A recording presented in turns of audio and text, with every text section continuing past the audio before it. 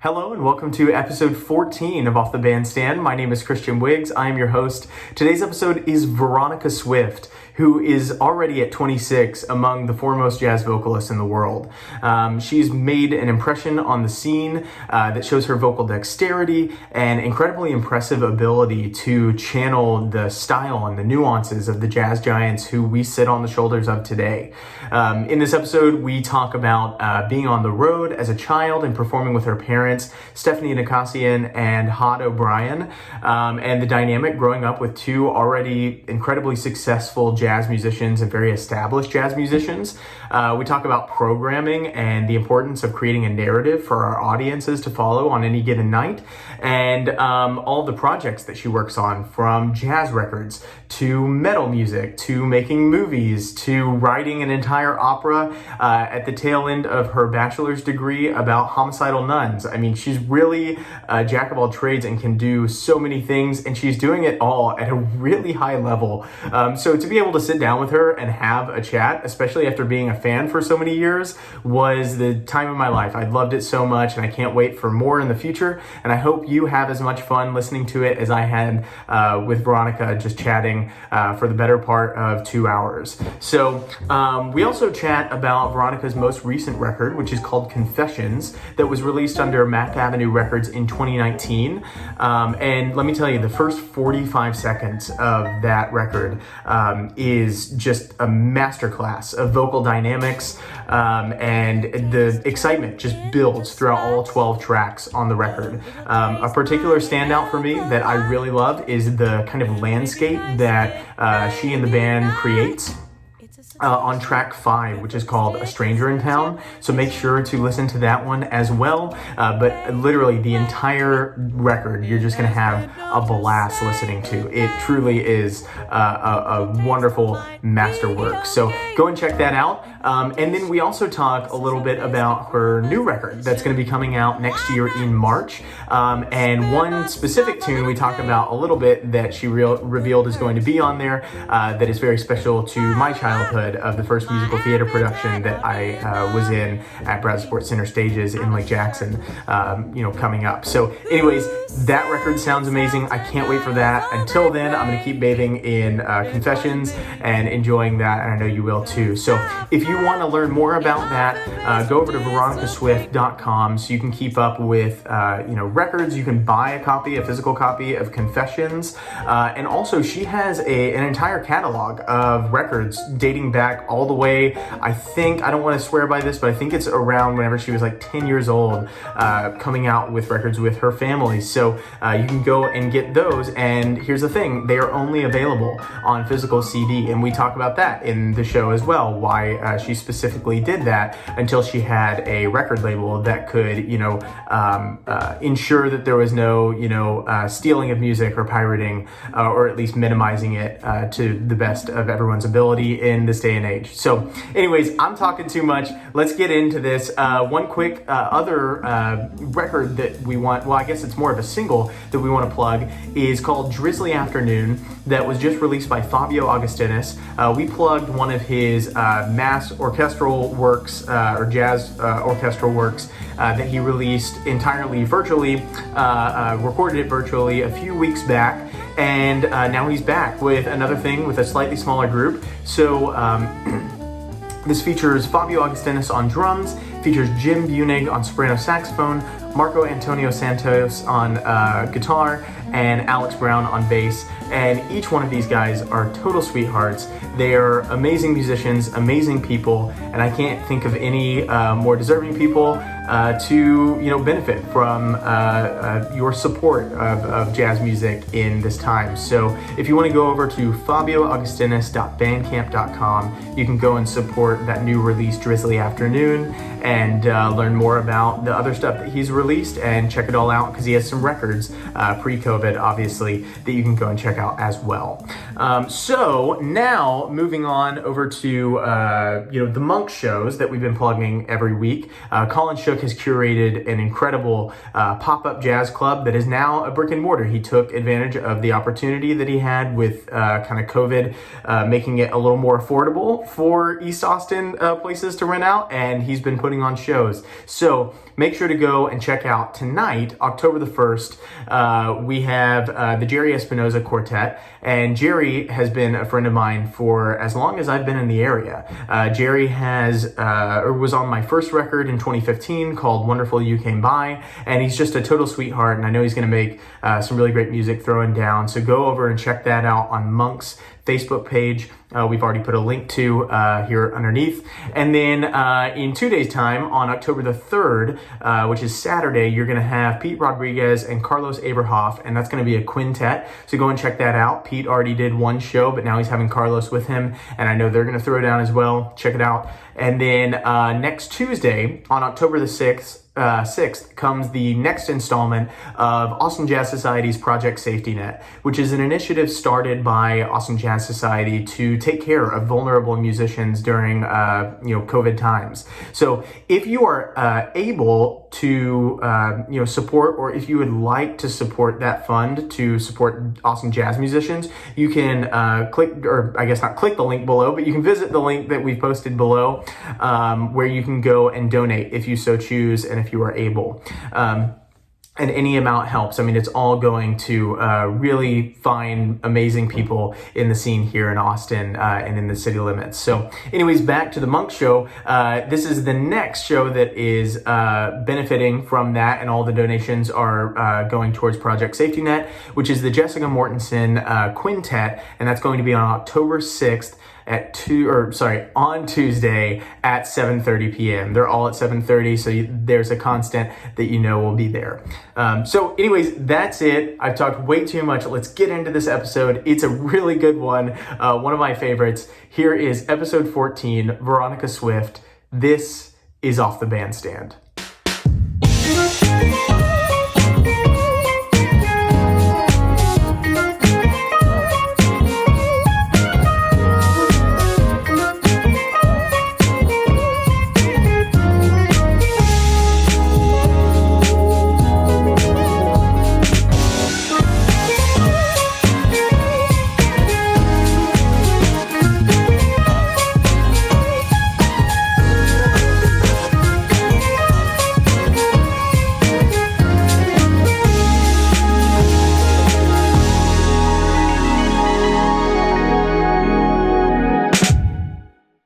Things. Where are you at these days? Well, I have been living in Virginia for the last couple of years, technically. I was in New York for a couple years right after college, but once I started touring all the time, I was gone like 250 to 300 days a year. And I just didn't like it. Coming back to New York, it was just more of that. And as I'm not just a musician, I also write and create, and I need to have a space that's quiet. And to me, that's the mountains. And where I'm from Charlottesville area, so there's mountains, it's lots of nature and farmland, and that's kind of what I grew up with and I'm comfortable with. Yeah. So I moved back, and I've been here in between tours and stuff. But of course this year, it's just, really been here. Well, another thing that I was thinking about too, as you were saying that, is that, just reading up on your career, we always look like aspiring jazz musicians, I guess, like myself, who look up to people like you and Benny, and Kurt Elling is my main guy, and all these other people that we just revere. We're like, oh, did they get a head start when they were younger? What was the formative years in terms of that, or did they just come to learn about it afterwards? But that's definitely not the case for you. You were it's different for everyone, Yeah. Everyone has their own story. And in a lot of old Hollywood films, there's the story of the vaudeville family, No Business Like Show Business, or from Star Is Born, she sings about being born in a trunk backstage at the Princess Theater. And that's kind of what I was growing up with. Yeah. Of course, it wasn't vaudeville and show business, but it was still show business, jazz and bebop and Yeah, so that was my family. I still had Yeah. a public school life, but Sure. yeah. Well, like, and in that, like you said that Virginia was kind of a little bit more calm, right? As opposed to like the major metropolitan cities. But did you feel like you got kind of that feel of like the touring life? Because if I read correctly, it said that you were like touring with your family in like the family group. So did you feel like you got that feel? So it was just kind of like the best of both worlds? It was the best of both worlds. That's absolutely right.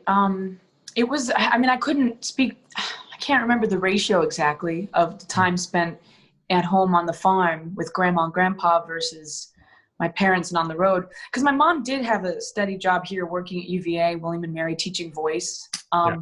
So, there was that aspect. My dad was the stay-at-home dad, but then it was like that was one aspect of it. And the other aspect of every weekend we'd go to a different city, mostly East Coast, because it was like a weekend thing.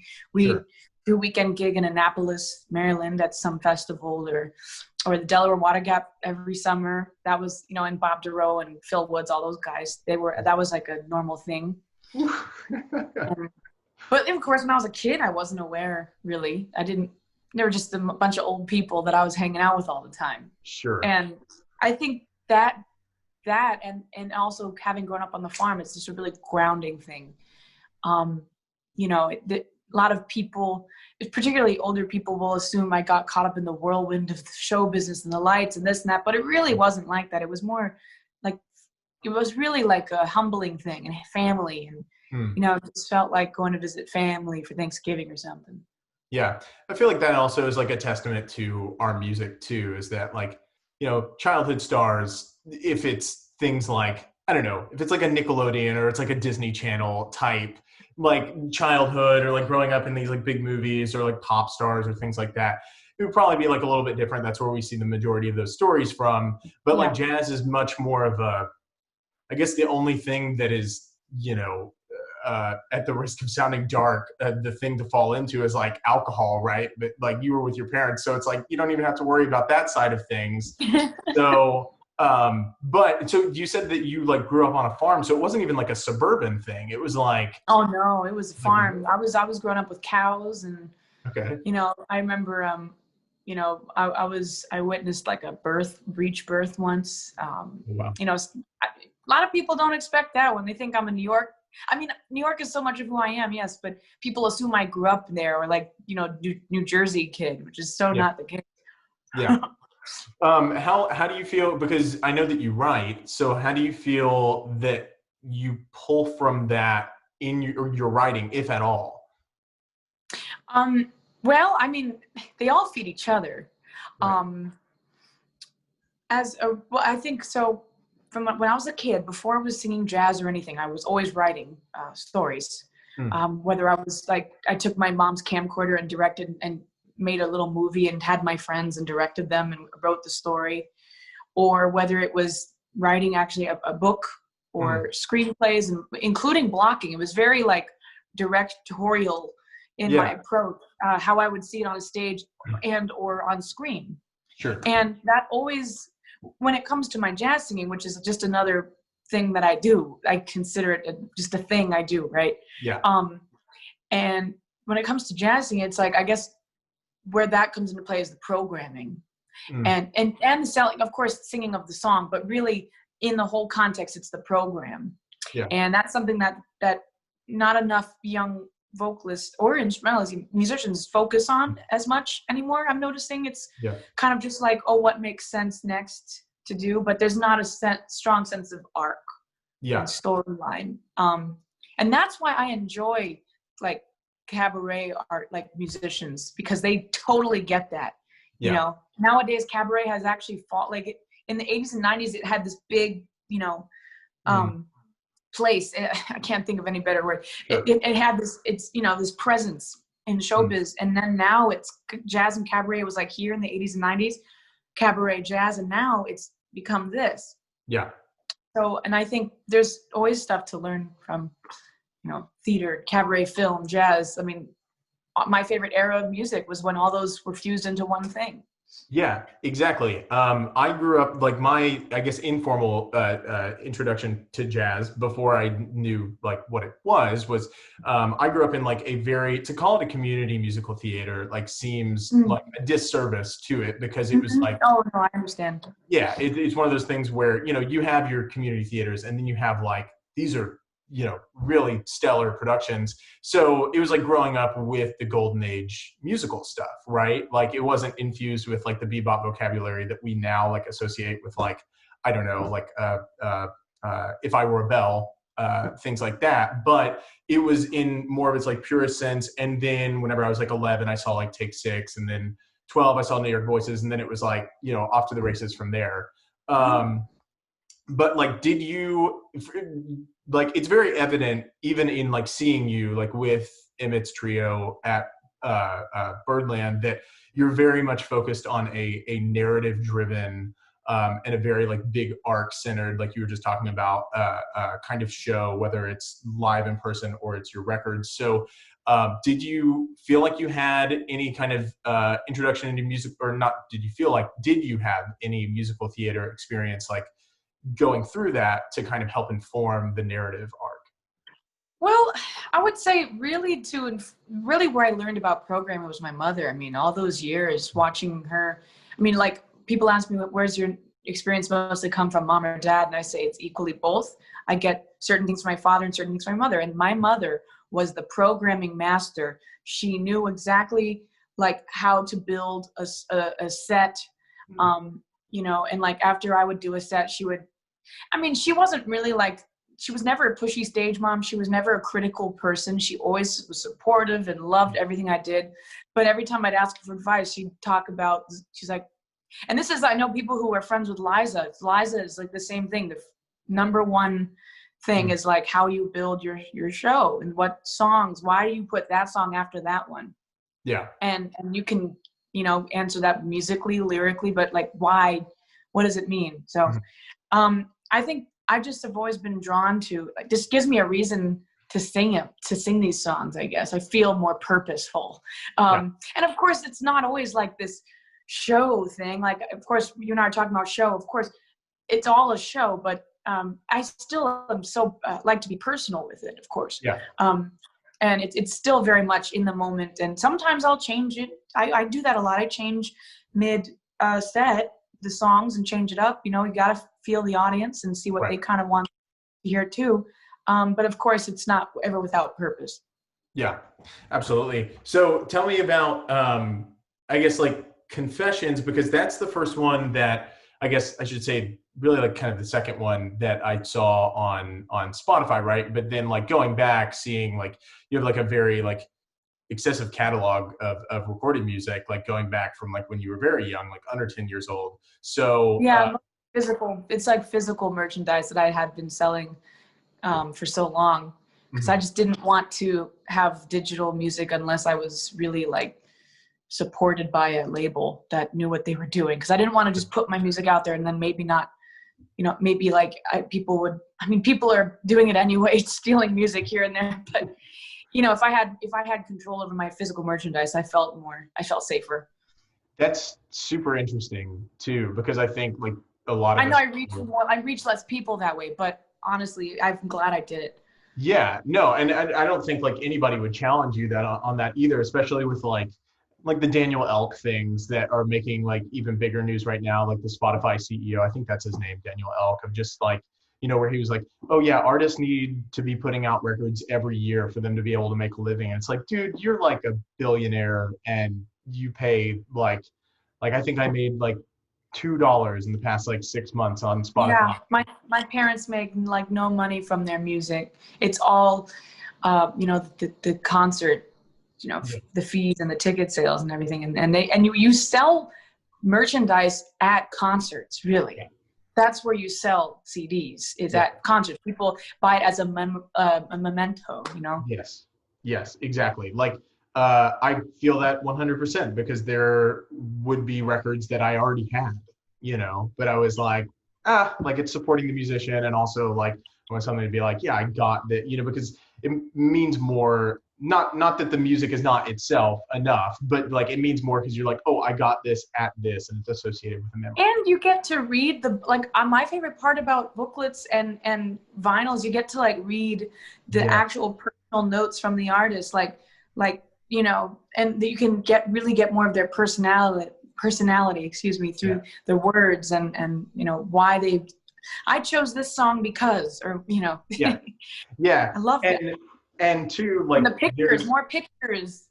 Oh yeah, you get to like see pictures of the session. I think like one of the best like written pieces of art from a jazz musician, and not just to use like the trope of like the record that everybody knows, but like I kind of like change out in each episode. I like change out the records that are behind me on the wall, like they're on like little things. And I pulled out like my Kind of Blue record, and the liner notes that Bill Evans wrote about like the style of like Japanese like writing, right, where you only have like one stroke of it, so like you can't just manufacture this other thing. It heightens the music that's like so much more, because you can feel that in like the music of like the playing of Paul Chambers and Miles and Coltrane and Cobb and like all those people. So yes, absolutely, you're right. Liner notes are it's the unsung beautiful part of each album. Actually, this was, I think, the first year I didn't write my liner notes, the album that's coming out in March, because, and I did that, I mean, I'll write my liner notes for the other records, but this one in particular that's coming out in March, it's a very socially, not charged, but it's very current. And I didn't even realize how current it would, and relevant it would be or become, because I recorded it back in November. And then this year hit, and it's just like, it's almost as if I recorded this album and then all the things happen because, you know, like when this movie about the guy who writes and then it happens as he's writing it. Yeah, what is that, like Inkheart or something? Yeah.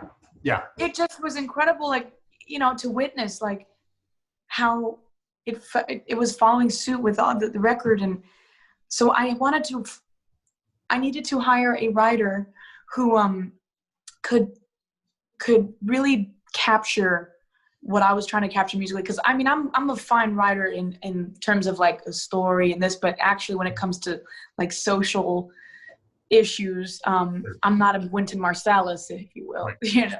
Yeah. So I wanted to hire someone who does that for a living, and so I got oh crap! Wait, no, wait. Let me record this part. It's in my notes. Oh God, no, he's like the best. He writes for so many. It's not Ashley Kahn, is it? No, it's John Murph. Okay.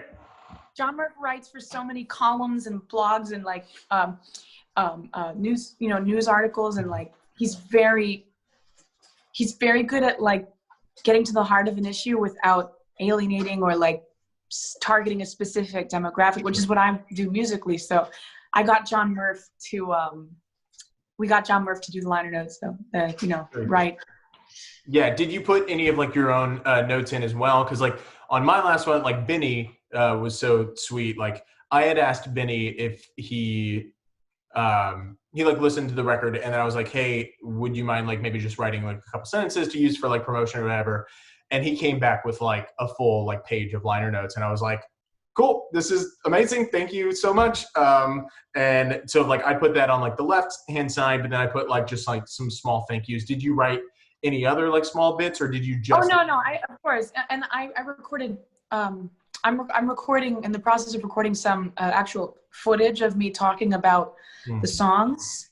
That we're just gonna kind of splice with, like, I have some footage from the session for like one song, and then maybe some stills, but we're gonna take, I'm gonna record just like right here, just a little on a nice camera, gonna talk through each song and why I recorded it. So that's kind of my contribution. I also of course wrote my thank yous personally. So I think that's like another really cool thing about like talking about the records and making like an actual like video to release, because I don't know, I almost liken it in a sense to, obviously with artists, like actual like physical, like or not physical, but like paintings and such, and graphic design. that's way more open to interpretation than our music is, to a certain extent, because obviously we have lyrics or there's certain things that imply Right. more of like a vibe, for lack of a better word. But I feel like there's still so much that can be left up to interpretation with what we meant with like our arrangements, right? Because if we're playing standards, there's a lot that's already kind of a given, but then it's like, oh, well, why did we write it this way? Or how did we repurpose the lyrics that Cole Porter wrote into like something we wanted to say current? So yeah, all of that to say, a very long-winded way to say, I love that you're like recording that, because then people get a little bit more of the insight into like what you were actually planning or had in mind for these tunes, when there's so many that we can pick from in the first place.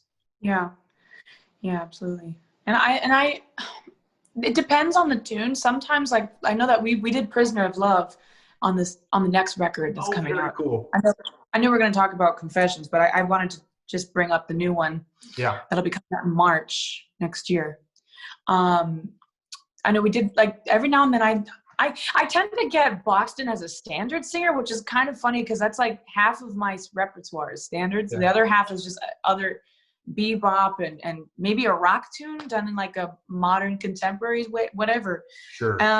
You know, I mean, that's how people are comfortable with doing that. I get it, but like Sarah Vaughan didn't like being called a jazz singer, you know? Mm.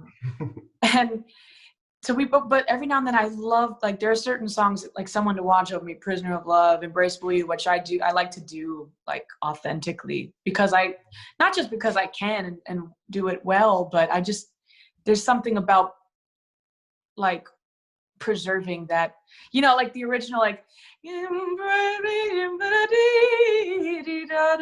slides and the stylistic choices, like that don't fit in other settings. To just do it in the setting that it's originally intended for is just, there's something so magical about it. It's like, there's nothing bad about museum pieces, you know? No, not at all. And I think like someone who I talk about quite a bit, who is kind of like an informal mentor to me, has been Clark Summers. And I don't know if you know who Clark Summers is. He's Kurt's bass player for people listening. But yeah, like I remember like after my second record, he and I had some contact, and I was like, hey man, like you can totally not listen to this, but if you're okay to listen to it, I would love to send you this and just get like your honest opinion back. Like you can say it sucks and I don't have a career in this. I just want like the harsh truth.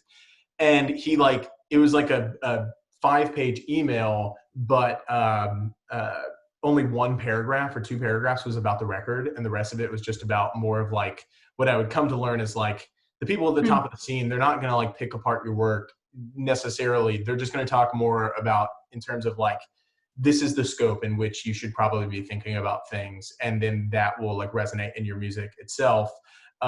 So one of the things he said in there was like, you have to find, like, there's nothing wrong with doing things straight ahead. And there's nothing wrong with doing standards, but you have to find a way that acknowledges the debt that you owe to the people beforehand, and also is not living in the museum piece, but also contributing something that keeps that spirit alive, but is also genuine and also moving forward. Authentic and sincere, of course. Which, like, we'll get into it in a minute, like, before I just, like, lay on every compliment in the entire world about how, like, you do that. But one of the things... I'd rather not.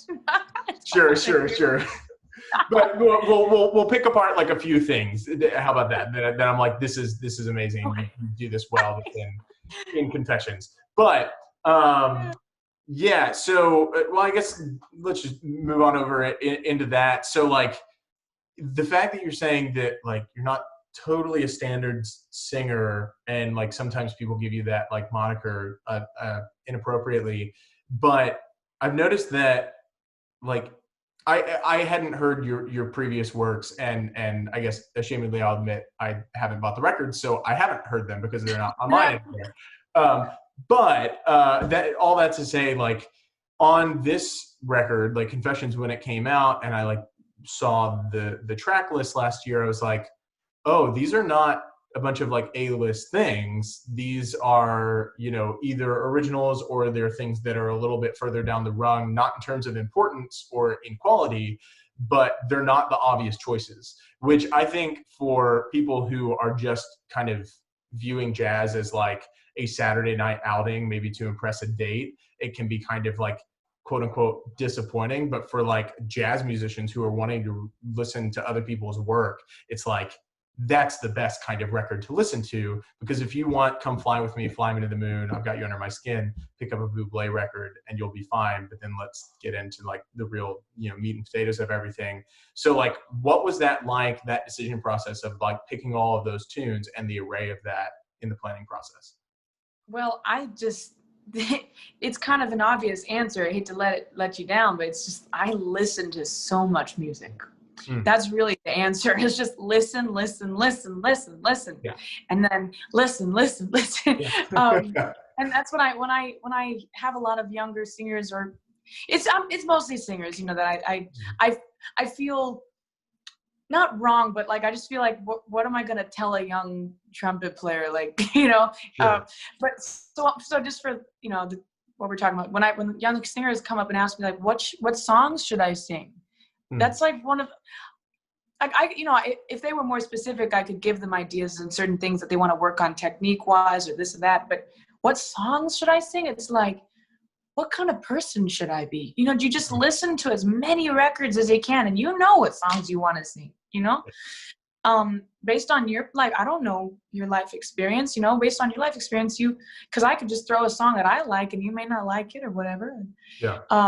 And I just listen to so many records. And then when I, you know, find a song I especially like, I listen to every possible version of the song. Not enough people do that either. They listen to, like, you know, just like pick, this is of course not everybody, I'm generalizing, but they say Ella Fitzgerald and Frank Sinatra are the two versions they listen to. And I'm like, you know who most of these songs are written for to sing was Fred Astaire. You should listen. If you're going to listen to one version, his is the most authentic, if you have to listen to one. Right. But listen to every version of the song. And so I think a lot of songs, just because my mother knows me very well, of course, she recommends stuff I will listen to, because she knows, I think you'd really like this one because you're going through this thing, or, you know, and she recommended a good number of those tunes. Some of them are tunes that I had known, my mom had sung when I was a kid. I, you know, listened to her sing them for years, and I was like, okay, I think I'm ready to take a stab at this. Some of the songs, just you collect them through the years. Yeah. And I would say about like 25% of the songs on Confessions were songs that I had just kind of found, I guess, in the 2 years that record was being developed, the idea for that record at least. Because we started developing the record in like August of 2017. When I moved to New York in March, I was preparing for that record. So, yeah, I mean, is that answer your question? Oh yeah, no. It's not, you know, it's not anything that has to be like this super like packaged, like beautiful with a bow on. Yeah, no. But just, I think just getting kind of like an honest idea of where people are at when they pick tunes, because I don't know, for my first record, it was embarrassing. I was just like, I want to do a record, so I should pick some tunes that people know, and like maybe some arrangements will come out of it. And I was like super young and stupid. And I mean, I'm still young and stupid, but I was like, I don't think that's stupid. I just think that's just like, you know, especially if you didn't have like proper guidance in terms of like what I was talking about, programming, the things you don't really learn how to do in school. You know, you learn the technique and you learn, you know, certain business things and this and that maybe, but you don't really learn much about the aspect of like programming a set. It's not, at least when I went to school, like it wasn't really stressed or talked about that much. Yeah, absolutely. So, I feel like another thing that's not like stressed and talked about, especially on like a collegiate level. I mean, then again, my degree was because they didn't have a jazz voice degree where I was going. I got a degree in opera studies. So I applied to many opera programs as well. That like explains a lot about like the flexibility of your voice and how like you're able to use your voice in so many different ways. And another thing too, not to just like jump around to a bunch of different thoughts that I've had the past several days, but it's amazing to me that like I'll see like you're listening to, you know, like Sarah Vaughan and stuff like that, and then you're listening to like metal music, and then you're listening to like opera music, and then you're listening to like rock and roll, all of those different things to create this like beautifully like well-rounded like musical experience. So like where did the metal like fit in? I know that's probably like a pigeonholing type question, but like where I can tell you exactly where that fit. I mean, so like when I was, just to like kind of try to bunch it up as quickly as I can, I mean, jazz didn't come really until, I mean, I started singing jazz when I was 9 years old. And that was, but I still wasn't even really listening to it. I was hearing it and I was internalizing it, but really what I was digging at that time was classical music. And I still to this day probably listen to more classical / opera than I do anything else.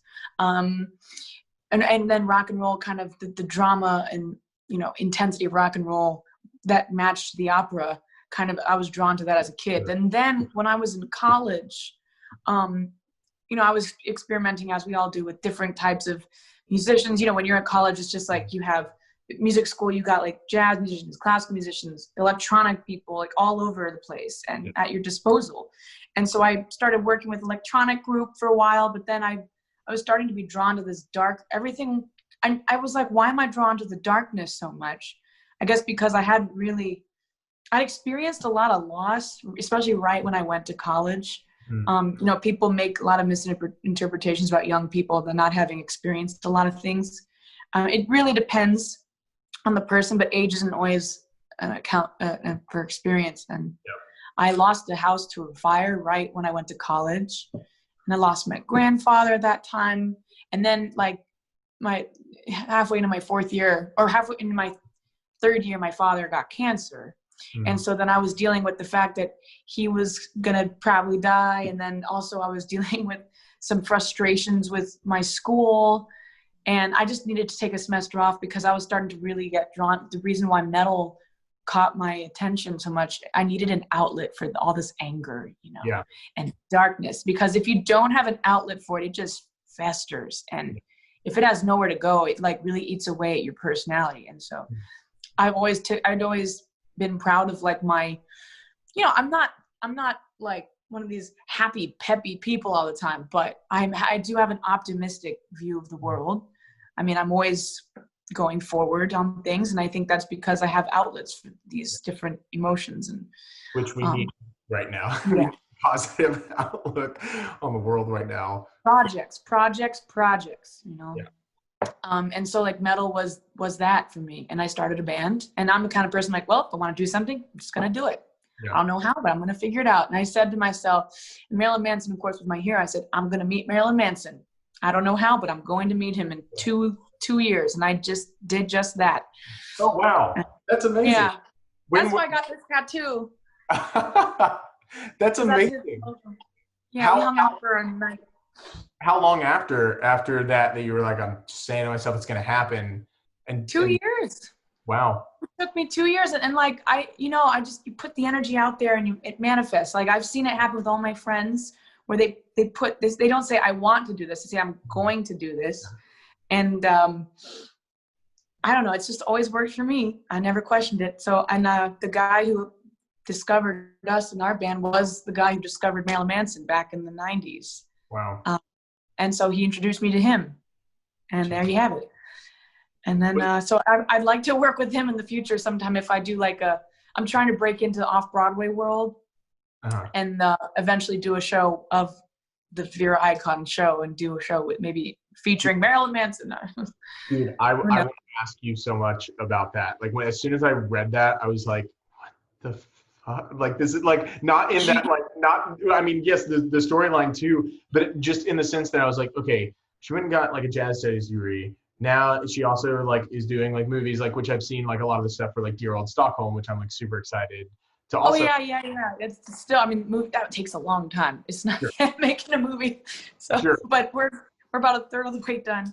Yeah, but then also like then I read it was like, oh, and then like in her last year of college, she like wrote an opera, and I was like, this is like almost depressing. Like she's like doing so many like amazing things. Like how do we catch up? But like, so tell me about that. Like, like I know, like I read kind of where that like came from, or where it did come from. But like, how long did that take you to write that opera?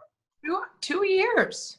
Okay. It takes, I mean, I don't know, it's different for everyone, and everybody has, you know, something could be thrown at you in your life that you may have to take a break from it. Like I actually took a break from Vera for a while, and but like in terms of how much time I spent actually writing the thing, like if you comprise all the different months here and there, it comes out to about 2-3 years. Okay.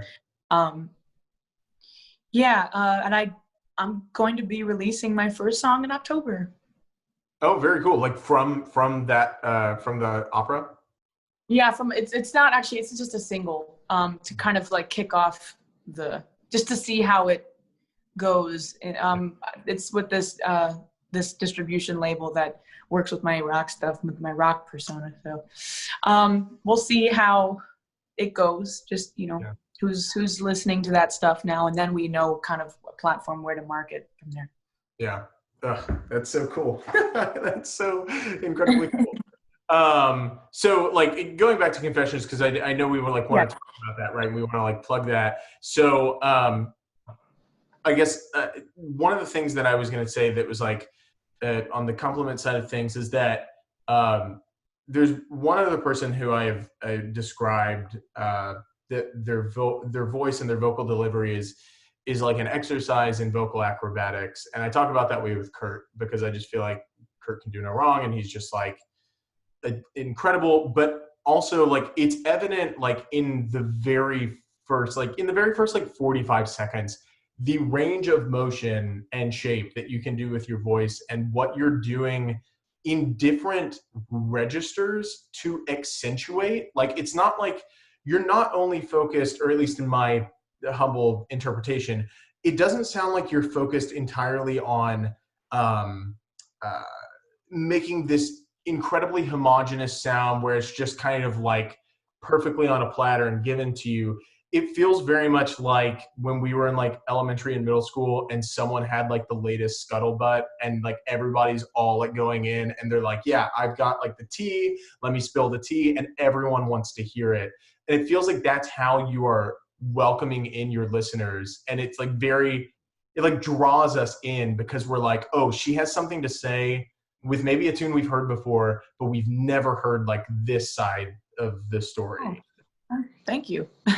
Yeah, of course. So like, I know that I won't assume where that comes from, but like, where does that come from with such I mean, it's so authentic. It's not trying to be anybody else, but it's emulating the people who you, at least I consider you love. How did you manifest all of that into your sound at such a like relatively young age in your career? I mean, I've been doing this for a long time. People, you know, this isn't this isn't my first time at the rodeo, whatever they say.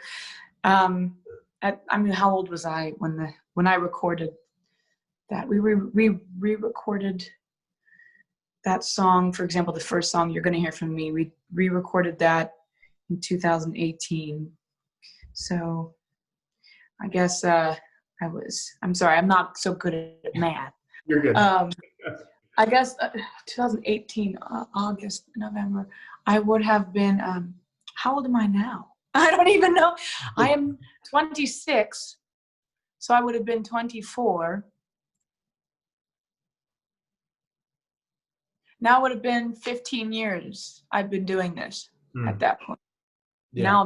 Now I'm reaching year 17. So I think just performing for that long, you just kind of naturally pull from all you're not actively pulling from your influences at that point. I mean, through the years, and then maybe next year I'll have a different, vibe or different singer that you emulate versus imitate. You don't want to really imitate, but when I was on a new kick, let's say when I was 12 years old, it was, Ella Fitzgerald. I was literally listening to everything she did, really like checking out her progression and who she was listening to, because that's the other important thing. She listened to Connie Boswell a shit ton. And of course, a great instrumentalist. You got to listen to the instrumentalist they were listening to. And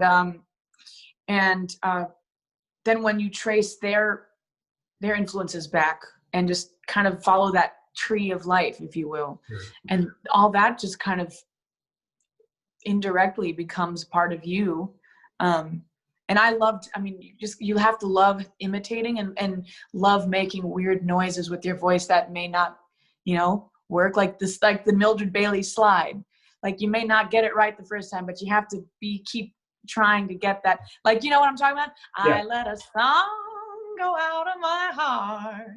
It was the sweetest melody. And you have to be able to just emulate so much that it kind of just becomes this blob of what you are. There's no answer except that, and that's where the authenticity is from. It's just merely just years of practicing wearing different hats as different people, you're an actor. Yeah. But where do actors pull for their characters from? Personal experience. So yeah, absolutely. So how did to do a slight tangent, how did college feel for you in that, I think something that a lot of people say in terms of college education is there's a lot of stuff that can teach you, but it doesn't really teach you the firsthand stuff until you're up on the stand and you're learning, just like School of Hard Knocks. So how did college feel in that respect? Did you feel like it was a lot of things that you, not to throw Miami under the bus, potentially, but did you feel like it was oh, I know a lot of these things already? Or was it oh, these are the other side? Well, most vocalists who go into jazz program are either coming from theater or pop background or classical background. There are a lot of course, young high school programs that had strong jazz programs, which is good too. You may occasionally have some, heavy duty jazz singers coming in.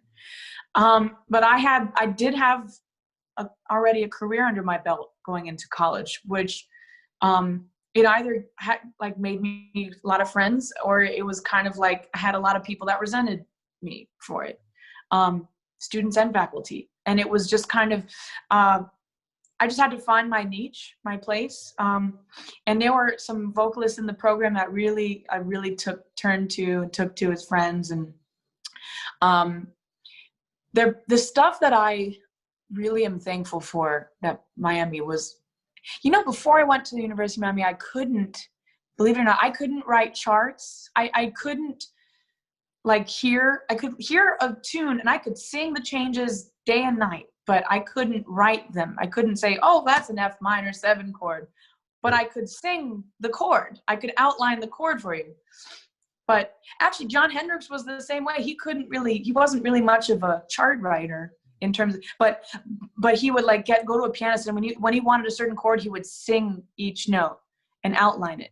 So I that's kind of how I got by for so many years. But when I went to Miami, it just clicked one day, I think, in music jazz theory or something. I don't know, but it was just a connection, right? If you're hearing it, all you need is just the connection between this, and when I remember it was halfway through sophomore year, I got that, and it was just yes. Yeah. I feel like a real jazz musician now. Yeah. And of course, piano skills that I didn't have before. I was a classical pianist before, but I wasn't really able to just, play through jazz changes before. There were lots of things that I'm arranging. God, Gary Lindsay, you kidding? He's the best. And lots of professors I'm so thankful for, like Brian Lynch and John Hart were there. They're so cool. And I had a great time especially with a lot of the instrumental combos, because they integrate. Miami's does a good job of integrating jazz vocalists with instrumentalists in combos, getting the vocalists to think more instrumental. I did enjoy that part about the school, and there was even one semester I got to sing with the big band as singing a horn part, the horn parts, adding vocal colors and stuff. No, I actually that was the fun part for me. Singing along with the soli and stuff like that. or Solies and like, you know, like if there's like flutes, like I would double the first flute, just cool. like in my upper register where in a breathy tone. Uh-huh. Like it's like you don't really notice the vocals are there until like you're like, oh wait. Yeah. And then sometimes I would sing a couple tunes, like, you know, Miami did a really good job of integrating the vocalist with the instrumentalist. Yeah. And of course there's like any school, there's going to be the frustrations of like, you know, well, I want to be performing. I want to be out there. There's not enough performance opportunities, especially in Miami. That's not really Miami Jazz Club is just about the only thing going on down there that has jazz. You know, there's really not much in terms of venues and all that. And Ball and Chain, Le Chat Noir, those places are happening. But, you know, the Van Dyke and PAX, a lot of these other venues just closed down. Yeah. And it's basically a lot of hotel gigs. And it's just, you know, it's hard. It's not like New York for sure. Yeah. And it also can be like difficult too because of the fact that like, I mean, when you're playing, depending on the gig, you're very limited in the repertoire in which you can play without like, you know, pissing off the person who's cutting your check. Right. So I stopped doing a lot of gigs out there because I was asked to do like, do you sing any Latin pop songs or do you sing any, you know, and I'm like, I get that's what the audience wants to hear down there, but that's just, I didn't do it because I just didn't feel authentic. Yeah. I could have sung it and people would have been happy, but I don't like singing insincere, you know, insincerely. And if it's just not me, like, you know, but I'll tell you why what I really appreciated was like Shelley Berg's guidance down there. You know, he kept me, you know, I was about to drop out and he was like, look, like, just, you know, he kept me inspired to stay with it. And I'm so glad he did because he is, you know, there's something to be said for someone who finishes something like college education. That's rough. It's hard, you know, especially for a musician who's working, like it's hard to just do the thing and get the degree and finish it. But I'm so glad I did, man. And my dad wanted me to finish and he didn't get to see me graduate, but he knew I was, on the track to graduate. So for sure. Yeah. Did you know a guy down there named James Suter? Yeah. Well, no, I didn't know him, but I know who he is very well because he used to play the drummer. Bass player. Oh, James Sutter is the drummer. James Suter is the bass player. No, I remember James. Yeah, no, sorry. Yeah. I used to get them mixed up because I knew they were both associated with Miami, but James Sutter was a drummer that went to Miami who played with Marilyn Manson for a while. James Suter, the bass. I remember James. Yeah. Yeah. James is my main bass player here. One of my dearest friends. I love that guy so much. And I remember when you were in town, you were here coming through with Jazz Lincoln Center Orchestra, and we were playing. I had this pre-COVID. I had this standing gig for like 3.5 years at Ruth's Chris Steakhouse, like on 6th and Congress. And you guys were at the Paramount, which was on 7th and Congress. And they were like, yeah, Jazz at Lincoln Center's coming through.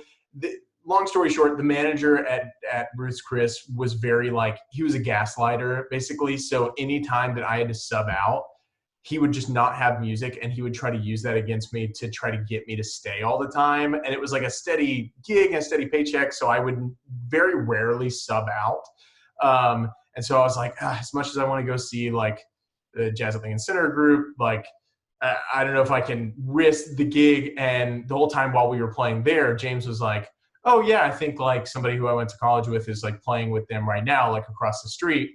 And I didn't know you guys were going to stop into Parker, but I like got everybody sending me videos of you scatting over Darn That Dream, like doing like a trombone, like scat solo. Oh yeah. Darn That Dream. Well, that was such a fun night. Yeah, that was ridiculous. Like the sax player who sent it to me first, his name's Matthew Maldonado. He's really amazing. And he was like, he usually gives me like a bunch of shit, just like as a singer, just like playful, you know, as like singers get a bunch of crap from instrumentalists from time to time. But he was like, yeah, man, he's like, I can't say anything about this. He's like, she could scat any horn player in town under a table. So lots to learn. But still, even with that, like even with your scatting, like when did that make its like appearance in your because obviously it's like it feels super refined in Confessions, and so loose and open, and like such great vocabulary that like it feels very much like you're listening to horn players and emulating that, as opposed to like what a lot of singers will do, where they'll just take scat solos of other vocalists and try to steal that vocabulary. But it's like, those singers are stealing from the horn players, so just go straight to the source. That's what I tell everyone all the time. Yeah. I mean, no, it's imitation. What do they say? Imitation is the sincerest form of flattery. But I tell, like, if you really want to learn something, go ahead and learn a solo. But I'm telling you, go, like, when someone wants to take a lesson with me, I say, if you want to work on scatting, don't, like, just learn a solo from Stan Getz or something. Lister Young, start there. Yeah. Which, like, vocalese is such like a beautiful, like, if you want to also be able to like write and have like a writer's touch to that as well with like transcribing, vocalese is such a beautiful outlet for that as well. Forgive me for not knowing this ahead of time, but were there any vocalese that were on Confession specifically from, even if it was just like the head, rather than a solo? I'm actually, I don't listen to my records, so I actually don't remember. Sure. I think we did record one and it didn't, we ended up mixing it. Okay. And then there's actually not one on This Bitter Earth either. Ooh, so I guess, I have so many vocalese tunes that just, Dat Dare was going to be on the record. That's what the one, I had a vocalese written to Dat Dare. And then they nixed that. We nixed it. But no, I think, yeah, I had vocalies on Pennies from Heaven from Let's Sail Away, and I had some on my Lonely Woman record. So I guess, yeah, it's a matter of time before I do a record that has more vocalies. I just wrote one to Bohemia After Dark, too, that I'm going to do with Benny. We'll release another one or something, We like to we're thinking of actually doing a whole vocalies record just for the two of us together.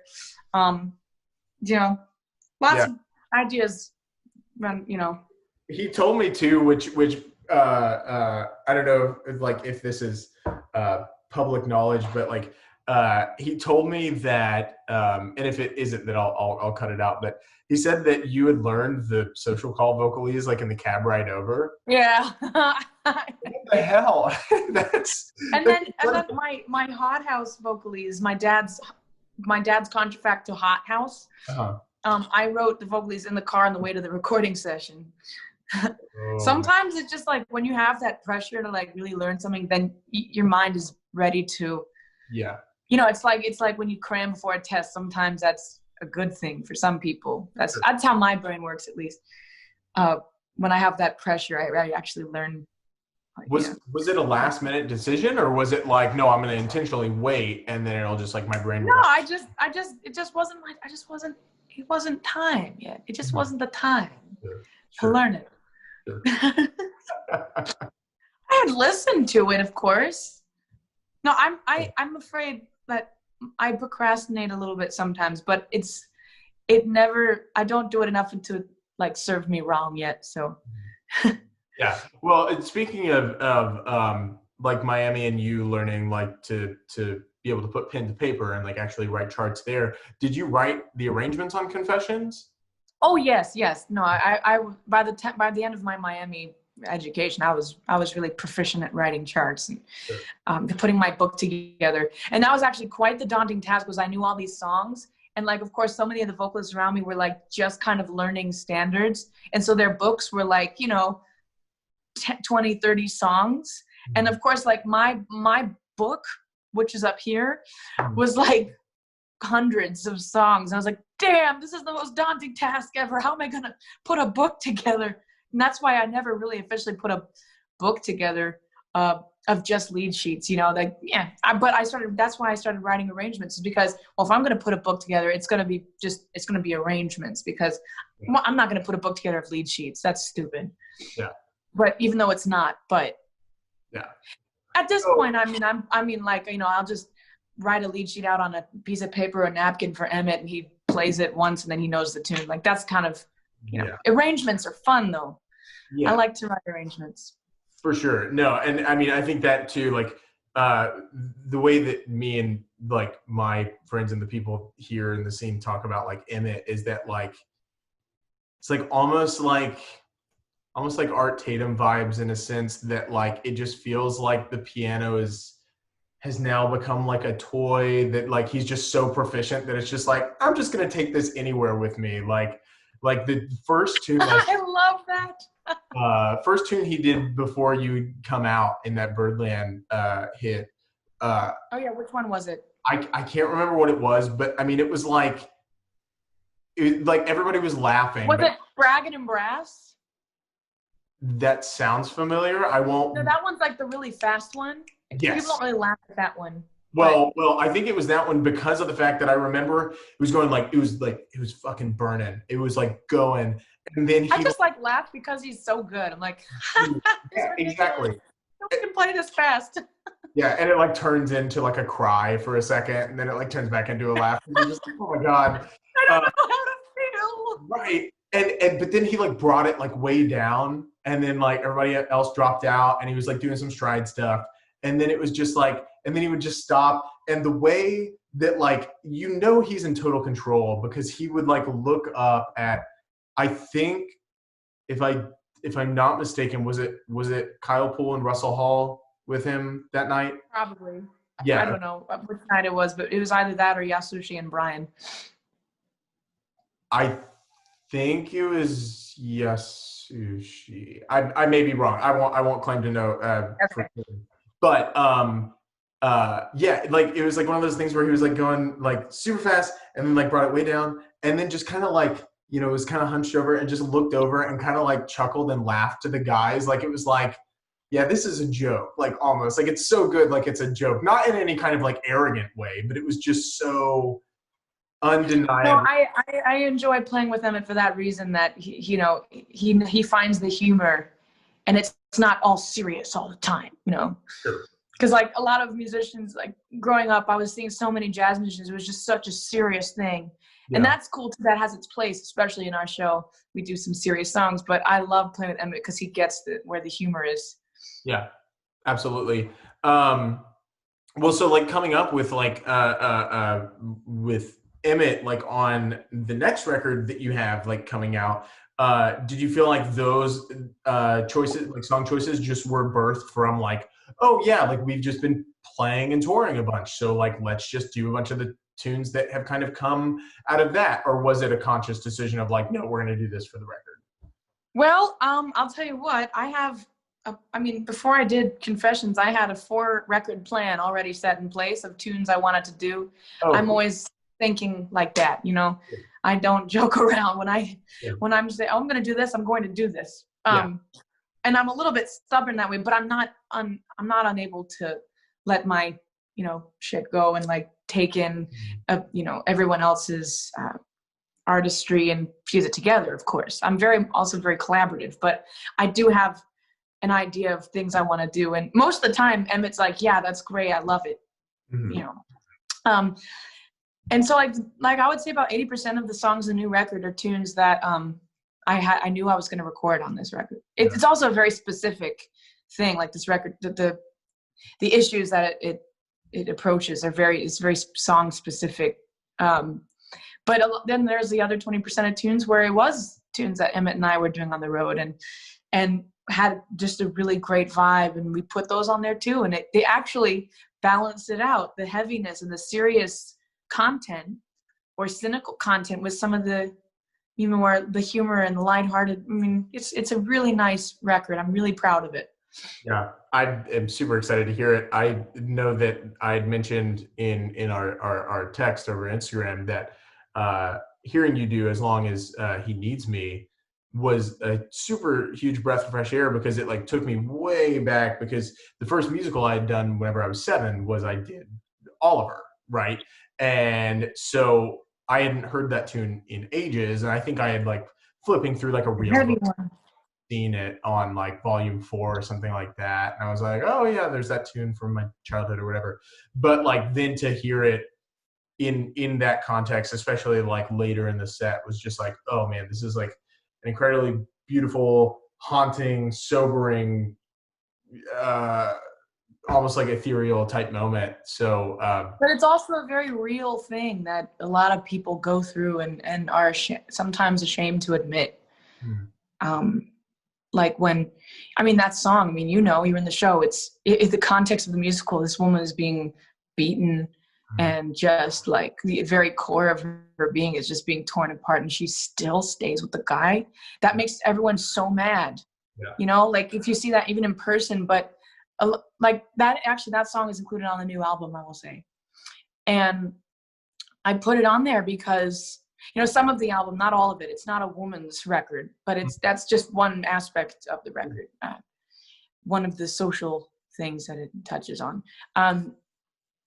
That song that speaks to the women and men, really, anybody, that speaks to the people that find that they value those relationships. And we have to give credit to their feelings too. We may not agree, it may not be the best thing for them, but what do we know if we're not in it? And I just think people need to feel like their opinions what they are feeling, their feelings are more valid. Because we're in this space right now, everybody's so this, and it's like polarizing. And I just think if we can actually try to understand those we disagree with or how do you possibly feel that way? Sure. And that's why I put that song in my show. And also I've been down that road before too, personally. So.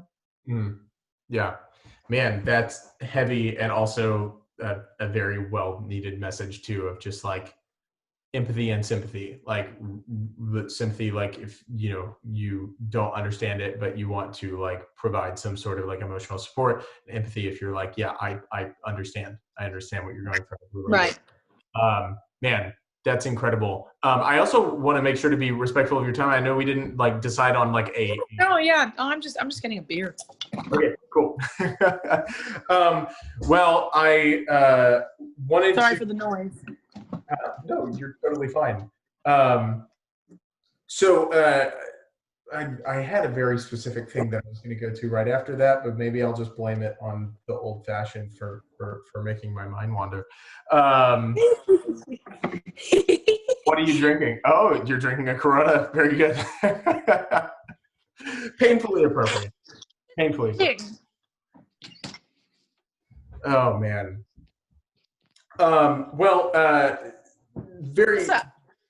Very quickly to ask about this. I read that you like, as soon as you were done with school, you just like had a residency at Birdland, like almost. Yeah. So how was that I mean, in my mind, I'm like, oh, if you like immediately had like a residency at Birdland, it's like this ability to woodshed and like figure a bunch of stuff out on the stand. But obviously you had already been doing that a lot throughout your life, right? Like growing up. Yeah. So like, did that feel like it was just like, oh, here's another gig? Or did that feel like, oh shit, this is it, you know, or not this is it, but like, this is like, was the gravity not lost in the wash of kind of the life experience?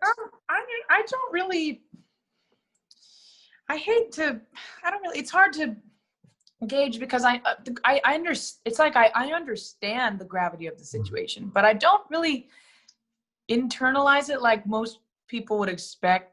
You know, like every time I play Birdland, it's not just another gig. I mean, definitely it's one of the most prestigious and you know, like all the people who play on that stage, and you know, but it's more like when I met Marilyn Manson, I said, this is what I set out to do, and I've worked hard to get here. This is my time to be here, and I deserve this. So I'm going to seize the moment, seize the day. I kind of just have that mentality, and then once I achieve something, I say, okay, what's next? Not like, of course, I don't leave it behind. I say, like, I would look at each weekend, like every Saturday, I had that what do you call it? That residency every Saturday. So I said, okay, now what's next on the thing? Okay, I have to get my management and booking in order. Okay, now that's in order. Now what's next? Okay, now I have to get to the point where I do Birdland once or twice a year, like most, like the artists that I'm supposed to be like, you know, someday, the headlining week, right? So then I get that, and then I tour, and then I do this and that, just like steps, you know, steps on a ladder. Do you find that Um, you internalize those as like, okay, here's the thing I want to do next, but you're like focusing on that like before the other thing has happened? Because I know that's a lot of like, it can be kind of toxic how we do that to ourselves. yeah, I Where know. Yeah, I'm definitely not the kind of person that just enjoys where I am, man. I just can't. I don't know if it's just not in my DNA. yeah, Um, I'm the same way. I totally am. yeah, from the perspective of like I'm on the stage and here are the lights and the people and the, I don't. I'm not. I'm just not that kind of person. I enjoy where I am, like in the process of making music. Hmm. That I don't. I definitely look ahead musically, like where I want to be, but I'm not, I definitely like to enjoy where I am too, because then you can really kind of, look back with, you can remember, you didn't like brush over that in your memory. So I'm working on it. I'm still trying to figure out, I'm 26 though, man. When you're 26, you're supposed to be this kind of like, and I'm just now beginning to play with more space in my soloing, etc. That's just being, I think 26, if I'm right where I'm supposed to be, man. Yeah. Do you find that there's one like specifically with your soloing? Do you find that there's one, or maybe just a handful, I should say, of horn players that you're like, yeah, this is maybe I picked from a bunch of different people, but this is who I feel like I'm really drawing from. I love Roy Eldridge and Harry James. I love, of course, Lester Young is like the ultimate singer, like go-to when you start writing vocalists, especially writing vocalists to Lester Young is so easy because he's just so lyrical. Mm-hmm. And Chet Baker, because he was a singer too, he really understood how to, sing through his horn. Yeah. I love Ben Webster, Johnny Hodges. Mm. I mean, come on. Yeah, sure. And then pianist, my biggest influence as a soloist is probably definitely my dad. Mm. Just by mere, like I was hearing him every day, and he's the first musician I could really like, especially pianist. Like I just know his playing from the second his finger touches I hear a recording on the radio. I'm like, that's my dad on the radio, and it is. And my dad's soloing first and foremost. Yeah. Cheers. And I have to imagine that it's like a whole other kind of reverence, right? Because like we have reverence for the people that we think are like the most amazing people in jazz, but also like whenever it's your father, and like, I mean, my father works in the chemical plant and works as a safety person for cranes and shit. God, he's probably saving so many lives. Yeah, for sure. I mean, he's doing his thing, and he was also a minister, so that made for a very interesting childhood. Whoa. But then my mother, That's deep, man. Yeah, it was good. And also as you get older, you start to be like, oh, maybe some things are weird, and then maybe some things are good, but we'll try to find everything and come out of the wash okay. But then my mother was a choreographer, which got me into like the other side of things. So it was very opposites attract in terms of like, arts versus like non-arts. So I can't relate in the father aspect, but I have to assume that like when the thing that you are modeling your life after, the career path that you're going after, and you see like your parent, not one, but two parents, both doing at an incredibly high level, the thing that you're like, you're chasing after, that has to like have a huge emotional impact to the music itself. Well, I'll tell you, man, most of the reason why I do this is because I just want to preserve and honor their legacy. I didn't really chase the jazz career. It just kind of found me. Yeah. I never had ambitions in jazz music. I had ambitions as an artist to find my place and be able to, my goals from day one, man, my goals were to, my one goal was to be able to do all the things that I do at a high level in a way that makes sense. It's not one thing or this or that. It was never, it's just to be able to like, I want to be able to act. I want to be able to dance. I want to be able to sing. I want to be able to write and direct. I want to be able to do rock and roll one day. I want to do jazz the next day. I want to do opera in a way that makes sense. And that all sounds ridiculous to like, especially like someone who's like a branding or marketing person. They're like, what the hell are we going to do with you? Sure. But in my opinion, it's like, if you have some idea about how to strategize, strategically do it in a way that makes sense, and that you find the thing that's going to be your main thing, right? Of course, for me, that's always been jazz, because that's just kind of the life I was born into. So that's the easiest thing to brand, right? Because I'm so natural with it and rooted. Then then you find where the other things fit in, and then you use jazz as like the base and say, okay, now here's this other thing I do this for a little bit, and then you come back, do this, and then here's this thing, come back, and then each time you come back, it brings other aspects into the thing that makes the core. Yeah. That's how I see it.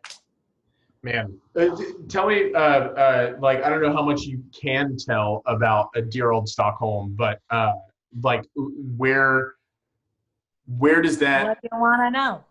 Yeah, I mean, I want to know as much as you're willing to say. I do have a quick question. Do you mind if I just grab my laptop charger and plug it in real quick? Yeah, go on ahead. Okay, I'll be right back. Me too. So, dear old Stockholm, did you write that? I did. I have to, for anybody who's watching, Dear Old Stockholm is actually a song that I did not write the song, right. But it's not, the title of the movie has nothing to do with the song, really. It's not Stockholm, Sweden, it's Stockholm Syndrome. And I wrote the screenplay, yes. Okay. When do you write that? Well, it's been over the course of 2 years, kind of collectively. I started writing it about 2 or 3 years ago. So it, obviously when we started filming it, you never stop writing it. And, especially with like a script, it's not done until the movie's, printed and done and like everything's whatever, printed. I don't know how they make movies. I don't know what goes into, this is a new world for me. Sure. And entirely new world, but I've always been drawn to, like when I was in Miami, my friend group was actually the film students. Oh, really? Yeah. And I have, there's a film group down here in Charlottesville, Virginia area that I'd been associated with for 10 years, friends with the people. And, I'd guest act in some of their stuff here and there. And I came up with the money to fund it. And I said, I'm going to do this, especially now that I'm home. I never get to be home for this long because of the virus. So we're doing it all in the safe, hopefully, we don't know, but safe as we can. Yeah. I have chosen to make certain sacrifices to do the things I love in a way that I'll be as safe as I can. It's a small group of people, so sure. We are friends. So, I'm comfortable with working with them. Yeah.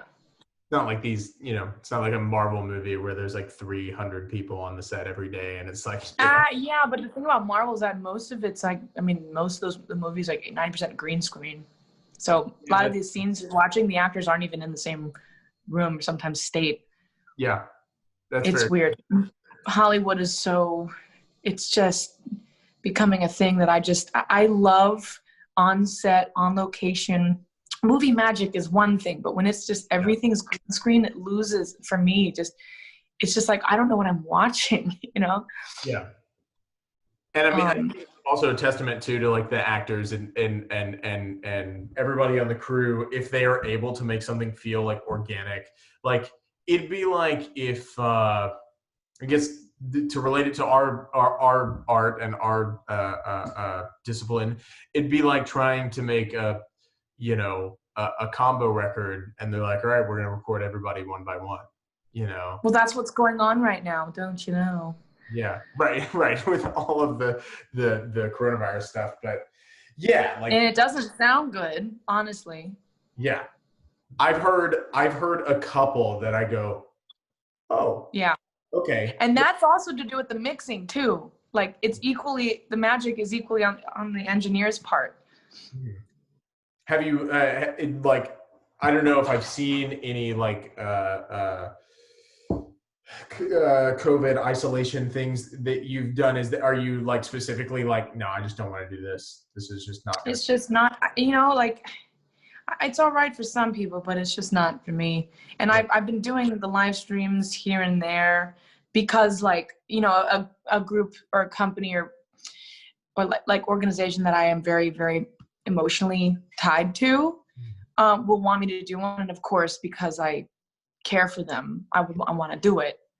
Like Vale Jazz or like Edmonton had a great festival that I was excited to do. That of course didn't happen. So, I did some of the live streams for those organizations and jazz societies and such. But yeah, like I'm not doing what Emmett does really.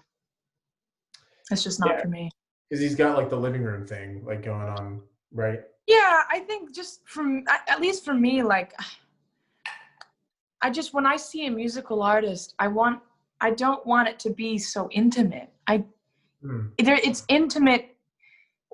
The intimacy is through the song. I don't want to be in their living room. I don't want it to be this,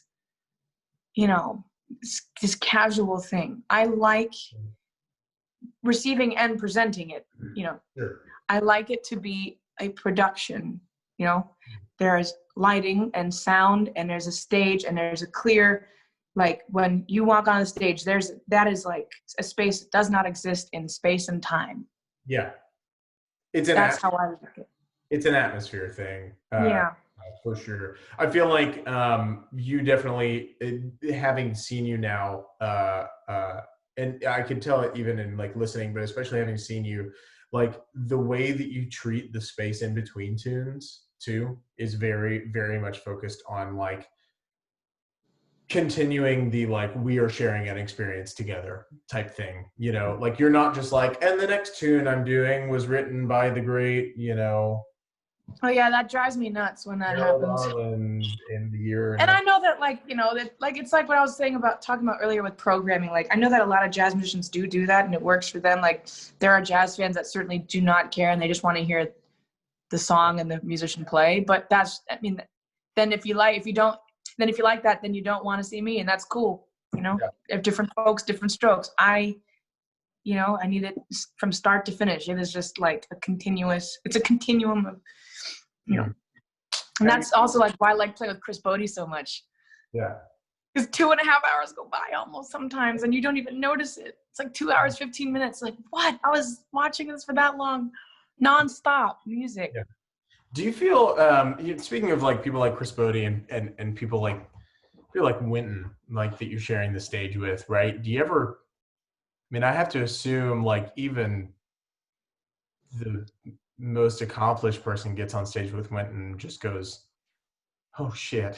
like, like, do you feel that? Or is it just like, no, this is I don't feel it on stage because on stage it's like, sure. We are here, Right. There's no room for any of that BS. And I know that it's of course, oops, sorry, turn off my battery thing. You're good. I was saying that there's no room for that when you're on stage and you're playing. There's only one thing that matters is playing for them, musicians and people, just the people in the room. Yeah. That's the only thing that matters to me, at least. But I'll tell you, I did get nervous in rehearsals. Hell yeah. Oh yeah. Because like I had sung with the orchestra and then I toured with the orchestra. But when I did the quintet concert, Marciac last summer with, that was a whole other thing that I had to keep saying, do I deserve to be here? Why am I here? Yeah.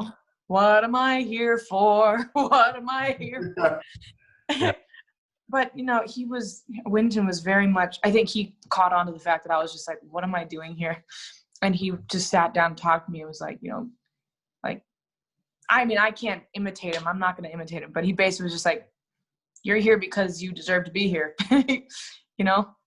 You think you're capable more than you think you are, or something like that. I don't know. I definitely have so little faith in my abilities.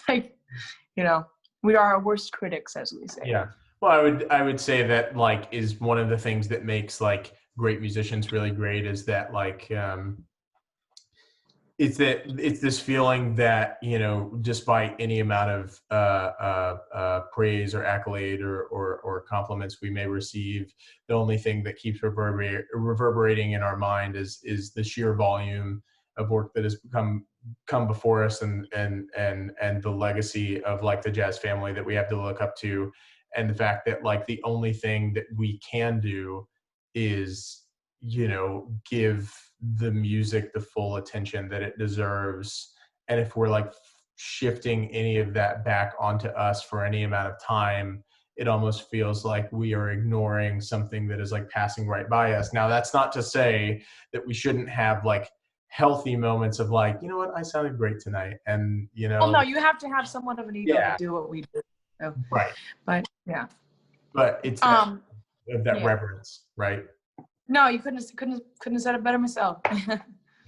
So, well, I want to ask you two last questions for you. So the first one is that if you had to like suggest to the people listening right now, like as soon as this ends, you know, per your wishes, like go check out X record. And if you can't narrow it down to one record, you know, and it doesn't have to be like, this is the best record. It can be just like, here's like a record that you should check out. And it doesn't have to be one. You can say like two or three.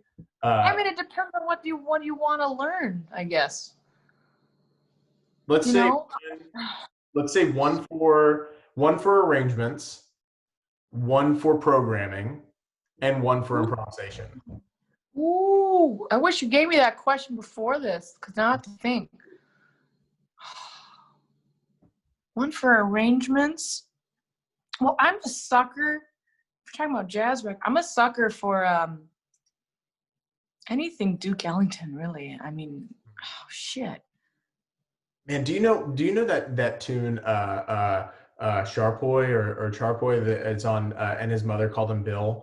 Record? And his mother called him Bill. The anniversary just happened like a few weeks ago for that record. Dude, he did that record for Billy. Yeah, that tune. I don't know if it's Sharpoy or Charpoy, but it's like I've never heard it. Yeah. One recording, and I'm like, this is bomb. Fuck, I don't know how to answer that. Oh, shit. I just say anything Duke, man, for arrangements. Okay. Also because I love classical music, and even though obviously it's very much Duke, I felt like I was listening to like American classical composer. And, you know, like, I mean, you could say like pictures at an exhibition, like if you wanted to, like you could name anything. Oh, okay. What was it? What was it? Arranged? Improvisation and programming. Programming.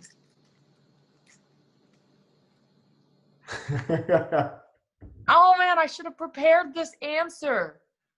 We can always throw it in the comment section after.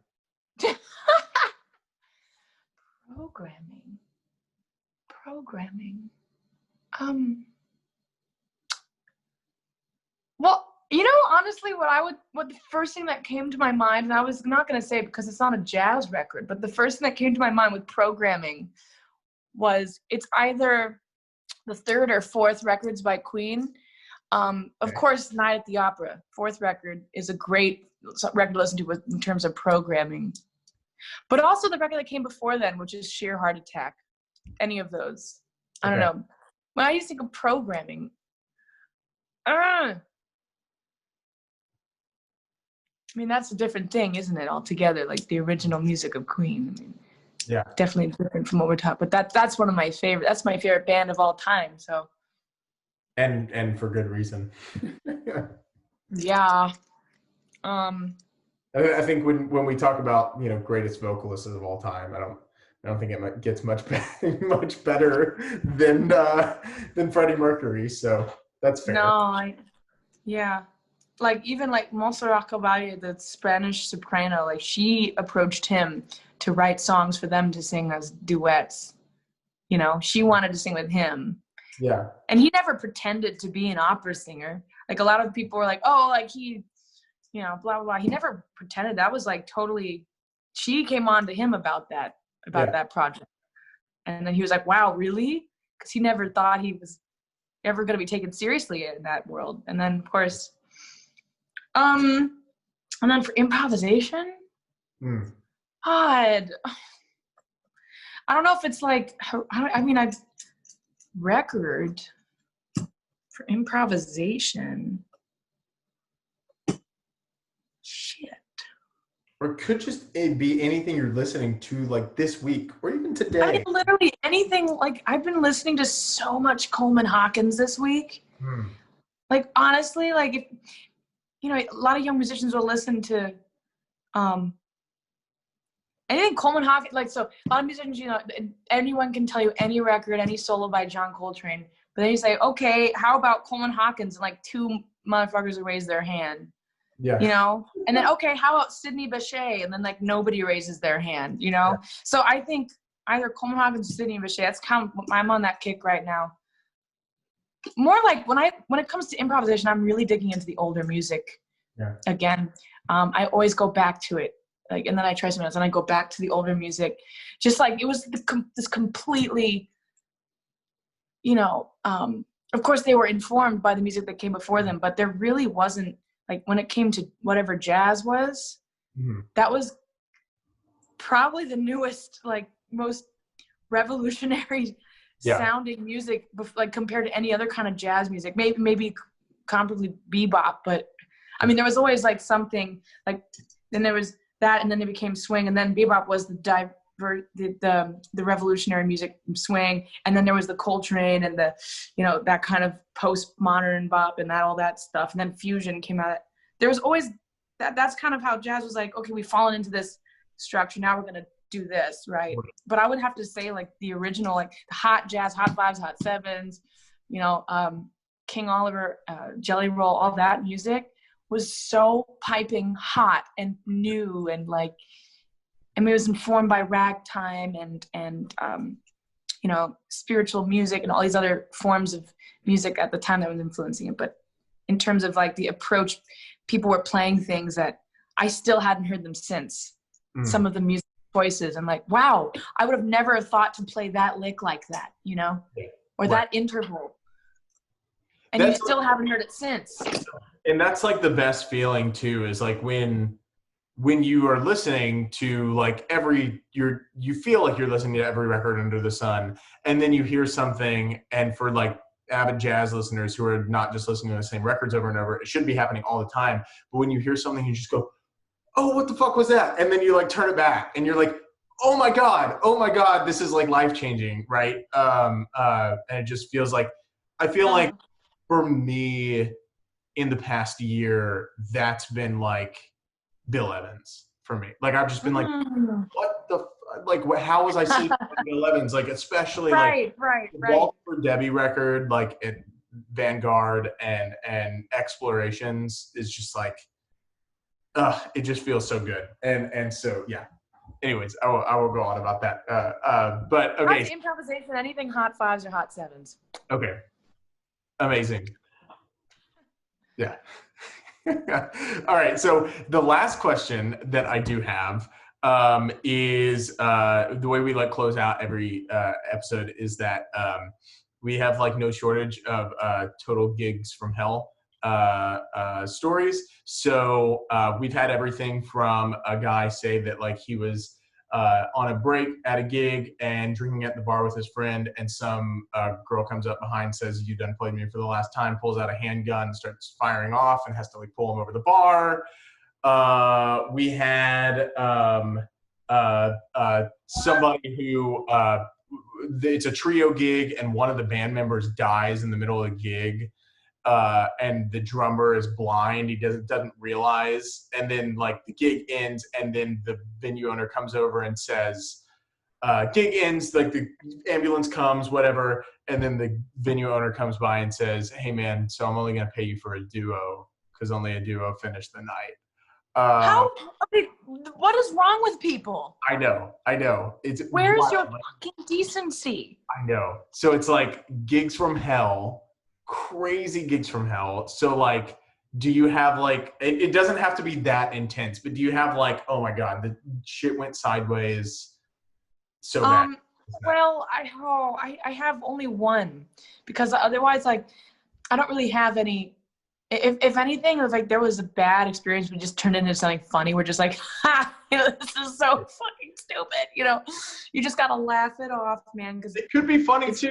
It's jazz music. Nothing's ever gonna be like. It's not gonna be like perfectly glittery and everything's you're a superstar and all the time. That's not gonna be like that. Even people at the very top get. We all have gigs. Sure. That just like, what the heck is going on? But I've only had one gig where I thought I was like, this is hell. I don't really want to. I'm not going to go into who was on the gig, but there was some weird. I don't know if I should say this. It was just like there was some miscommunication between the types that, the way when you start touring with someone a lot. The types of the personalities, sometimes they'll or you'll read too much into something and then you don't bring it up. Like I like to be very vocal about stuff. Say, hey man, like what was that? Yeah. Or like, hey, did I do something wrong? And if I did, please, I won't do it again if it's because I want this to work, right? Yeah. And I guess there was a lot of not talking about stuff that was bothering us, and it came out on a gig. And I remember the person wasn't I wasn't being supported musically, and I had to kind of carry the tunes, and then I went off for a number, and then I was supposed to come on after a number instrumental, and then I wasn't introduced back on, and it was just kind of awkward. And then after the show there was a huge blow up sesh, and then the person and I didn't talk for a few days, even though we had to play together. It was rough, but now we're the best of friends. That's amazing. That reminded me of a story that oh man, what's that? I mean, I can be a strong personality sometimes, so I may be, I'm not perfect, but you find the way that personalities work. And sure. Yeah. I guess that has a bit of a happier ending than something that I just thought about. But there was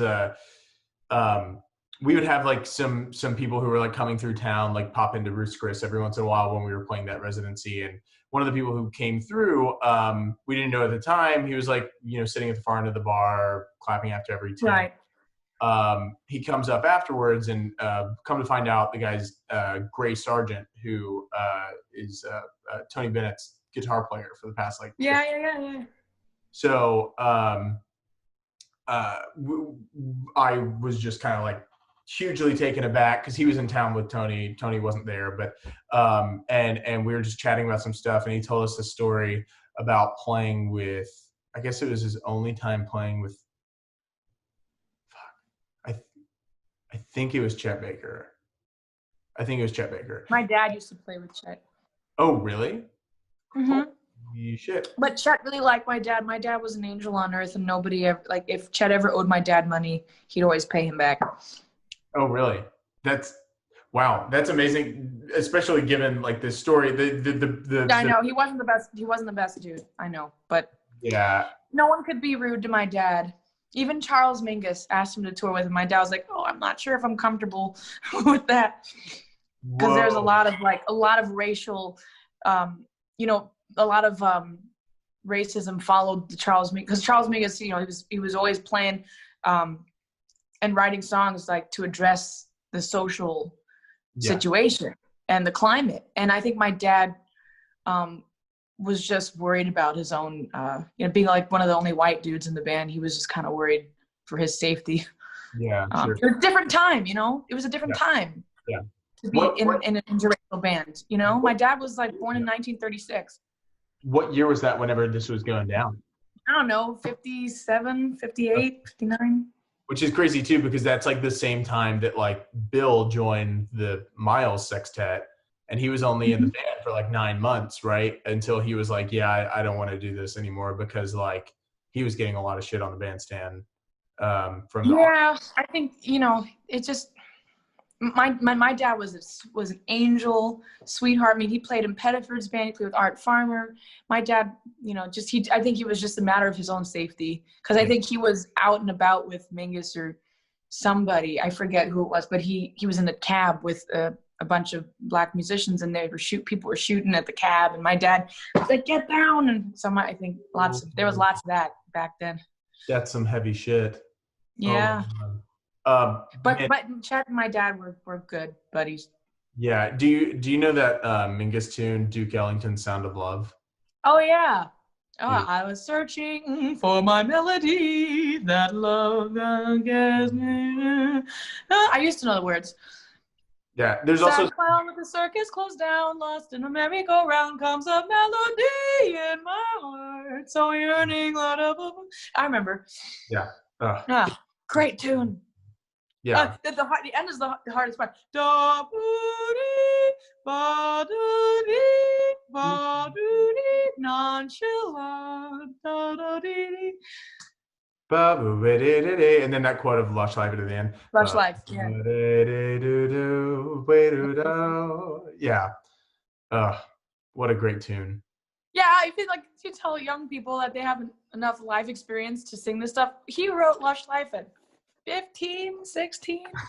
Of course, he was a young gay black man writing in the, bars and hanging out in bars. So it's much different than the average 15-year-old nowadays. But yeah, man, Strayhorn is I think one of the best writers, man. Like yep, he's definitely my top 3. Him, Pete Rugolo, and I don't include the songbook composers in this. It's a different, but yeah.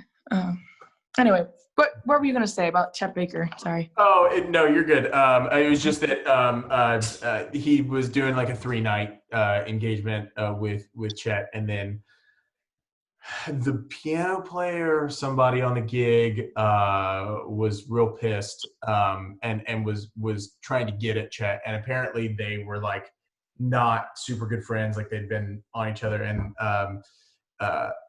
he kept just like doing shit, like kind of playing over Chet, and like was doing it like the majority of the set, and this was on like the first night. And, yeah, don't bring that shit on the bandstand, man. Right. And it was just like he was just vibing him, and as the story goes, and then finally Chet in the middle of a tune just like turned and was like, "You motherfucker, like you piece of shit," and just started like going off on him and just like screaming, like, and there's like an audience full of people, and just relentlessly, and then he like stormed off the stage. Yeah. And that night, if it was me, I'd just be like, "You're fired. Go home. Right. You're not getting paid. Good night." But then there's like the question of whether or not they amicably leave the bandstand. Too. I know. So, right. But then I guess Chet was just so pissed that he fired the entire band, and then he had a new band for the last 2 nights. But then Gray sat in the audience the next 2 nights and watched the band, and said it was super killing, and he wasn't even like that mad, but he was just like, "Yeah, man, that was a time." So it kind of the story, it sounds like yours was a lot more peaceful than that one. It was it ended up, I don't like to. I mean, I don't hold grudges. I don't like to have I can't even go to bed if I like fought with like my mom or a significant others. I mean, I can't even go to bed until I've resolved something, like I hate unresolved business. Yeah. And, if I don't get along with someone, then just, okay, fine, leave it at that. I don't care to know someone who doesn't care to know me. But like, if it's someone I really already have a working relationship with, and personal, and that's been so deeply rooted and connected, I want to hold on to those. You have to. Yeah. Because then it's like, what are you going to look back in like 2 years and be like, I don't talk to this person, and why? Because of like a small little like quarrel. Yeah. It's like, no, it's not worth it. And I'm a confrontational person, so I will, sometimes I'm dramatic, but I don't make rash decisions without thinking things through. So I feel like that's a good combination. Yeah. For a diva. There's a good yin and yang going on there. Yeah. Well, Veronica, thank you so Thanks, much man. for taking time to talk to me. I know You're easy to talk to. Yeah, well, it was so fun and fun to hear things about like things that I had wondered for a long time, like listening to music. I remember the first time that I had heard you outside of Darn That Dream was 2018. Benny had invited me over to his place. We did a lesson, and he was like, "Oh yeah, like I just recorded this thing like a couple months ago with Veronica O'Brien," and I was like, "Wait, that's not the same as like Veronica Swift, is it?" And he was like, "Oh yeah, he knows me as O'Brien because Emmett, Benny, all these guys, they've known me for I've been Veronica Swift since I was 9 years old, but of course, my Facebook was O'Brien that's where sure, when we started hanging out, like we were talking on Facebook, so that's how they would see my name. Yeah, that's my dad's name, O'Brien, and Swift is my father's biological mother's name. He was adopted. Wow. Okay. I was curious also where like that came from too. So Yeah. No, so Swift is the family name. It's just like my dad was adopted by the O'Briens, so that's my legal name. But ever since I was 9 years old, we found his adoption papers, and it said his mother was a Swift, and that's all we knew. And so I was like, okay, I'm going to take that. Yeah. And it just sounds good too. It does sound. Like I know that nowadays people are like about, it's not. I don't think it's not authentic to have a stage name. I don't think, but I mean, everyone has their own opinion of what, and also embracing like being proud of your name. That's also very, very valuable. But there's something to be said for a name that has a rhythmic lilt and appealing a syllabic stress to it. Of course, that also depends on what ethnicity you are, what kind of language you speak. Different syllabic stress sounds better to others, but Veronica Swift, Chadaga-daga. It's a nice triplet thing. So I've always liked that, I think. For sure. But yeah, it was whenever he was like, yeah, check this out. It's this thing I just recorded the other day on Social Call. And I like even have like,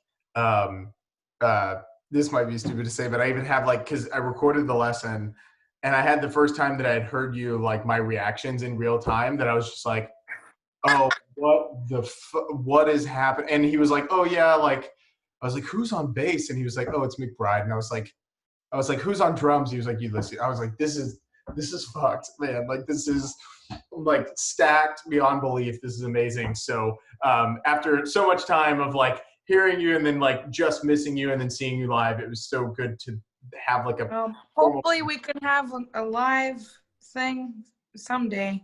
I would hope things get back to some kind of thing by March. Yeah, especially too, so you can do like a release thing for the record. I'm planning on it. Yeah. Come hell or high water. Yeah. Ouch. For sure.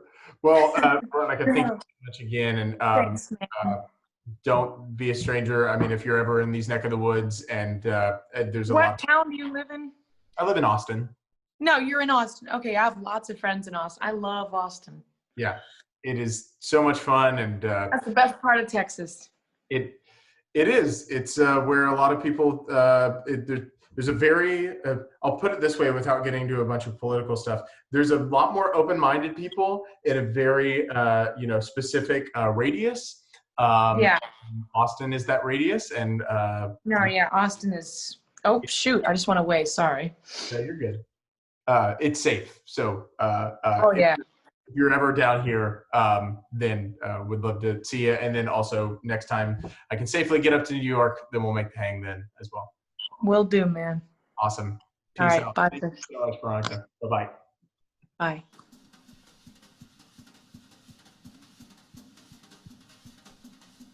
Some get a kick from champagne. Mere alcohol doesn't thrill me at all. So tell me, how could it be true that I get a kick out of you? I get no kick from cocaine. I'm sure that if I took even one sniff, it'd bore me terrifically too. Yet I get a kick out of you. I get a kick every time I see you standing there before me. I get a kick though it's clear to see you obviously don't adore me. I get no kick in a plane flying too high with some guy in the sky as my idea nothing to do. Yet I get a kick out of you.